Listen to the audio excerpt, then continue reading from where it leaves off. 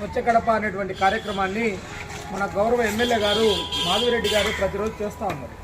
మీరు ఇద్దుపి ఏ విధంగా అయితే కనుక ఇలా కాలువల్లో మీ ఇంటి ముందు ఉన్నటువంటి కాలువ ఏదైతే ఉందో దాంట్లో బాటిళ్ళు కానీ, ఈ విధంగా కవర్లు కానీ,